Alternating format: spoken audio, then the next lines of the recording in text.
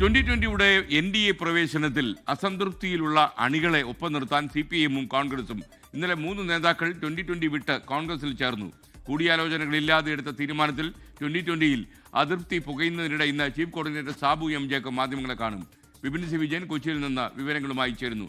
Vipin, good morning. ശരിക്കും യഥാർത്ഥത്തിൽ അദ്ദേഹം വ്യക്തിപരമായി ആവശ്യമുള്ള ചർച്ചകളൊന്നും നടത്താതെ ഒരു തീരുമാനമെടുത്തതാണോ NDAയിൽ ചേർന്നത്?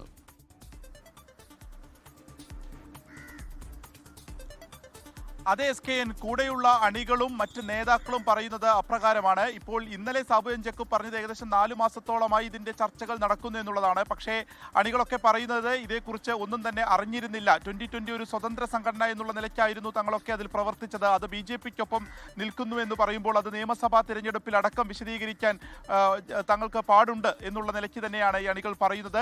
അങ്ങനെ അസംതൃപ്തിയിലുള്ള അസ്വാരസ്യത്തിലൊക്കെ നിൽക്കുന്ന പ്രവർത്തകരെയും നേതാക്കളെയും ഒക്കെ കൂടെ നിർത്താൻ CPIഎമ്മും കോൺഗ്രസും തിരക്കിട്ട കൂടിയാലോചനകൾ നടത്തിക്കൊണ്ടിരിക്കുകയാണ്. അവരെ അടർത്തിയെടുക്കുന്നതിനുള്ള ശ്രമങ്ങൾ പല വിധത്തിൽ തന്നെ നടക്കുകയാണ്. ഇന്നലെ 3 നേതാക്കൾ ഇതിനോടകം തന്നെ കോൺഗ്രസിൽ ചേർന്നു. ഇനി കൂടുതൽ പേർ വരും എന്നുള്ളതാണ് പറഞ്ഞത്. ജനപ്രതിനിധികൾക്കുൾപ്പെടെ ഇക്കാര്യത്തിൽ ഒരു അകൽച്ച ഇപ്പോൾ 2020 നേതൃത്വവുമായിട്ടുണ്ട്. ഇതിൽ കൂടുതൽ ജനപ്രതിനിധികൾ ഉൾപ്പെടെയുള്ളവർ വരും എന്നുള്ളതാണ് ഇന്നലെ CPIഎം വ്യക്തമാക്കിയത്. അപ്പോൾ അതിനു വേണ്ടിയിട്ടുള്ള ശ്രമങ്ങൾ ഇപ്പോൾ തന്നെ നടത്തിക്കൊണ്ടിരിക്കുന്നു എന്നുള്ളതാണ് നമുക്ക് മനസ്സിലാവുന്നത്. തിരുവനന്തപുരത്ത് നിന്ന് കൊച്ചിയിലേക്ക് തിരിച്ചെത്തുന്ന 2020യുടെ chief coordinator Sabu M Jacob ഇന്ന് മാധ്യമങ്ങളെ കണ്ട് ഇതിൽ കൂടുതൽ ഒരു വിശദീകരണം നൽകും എന്നുള്ളതാണ്.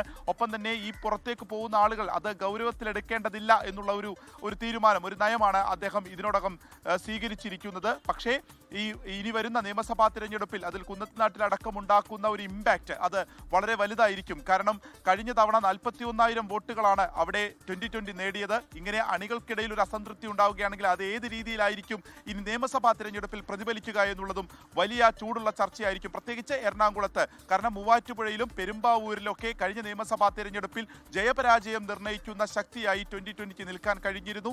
ഇപ്രാവശ്യം പക്ഷേ അടിത്തട്ടിലാണ് ഈ ഒരു കാര്യത്തിൽ ഒരു ചർച്ച ഉണ്ടായില്ല, അല്ലെങ്കിൽ ഇങ്ങനെ ഒരു തീരുമാനം വന്നതിൽ ഒരു അസംതൃപ്തി പുകയുന്നത്. അപ്പോൾ അവരെ കൂടെ നിർത്താൻ ഏത് തരത്തിലുള്ള നയമായിരിക്കും ഇനി ഉണ്ടാവുക എന്നുള്ളതും വരും ദിവസങ്ങളിൽ ചർച്ചയാണ്. ഇവരെ എല്ലാം തന്നെ കൂടെ നിർത്താൻ 2 മുന്നണികളും ഒരുപോലെ തന്നെ ഇപ്പോൾ ചർച്ചകൾ തുടരുന്നുമുണ്ട്. ലോകത്തെവിടെയായാലും ഏത് സമയത്തും 24 വാർത്തകളും ഓഗ്മെന്റഡ് റിയാലിറ്റി പാക്കേജുകളും എക്സ്പ്ലെയിനറുകളും വിശദമായി കാണാൻ ഞങ്ങളുടെ YouTube ചാനൽ നിങ്ങൾക്ക് സബ്സ്ക്രൈബ് ചെയ്യാം.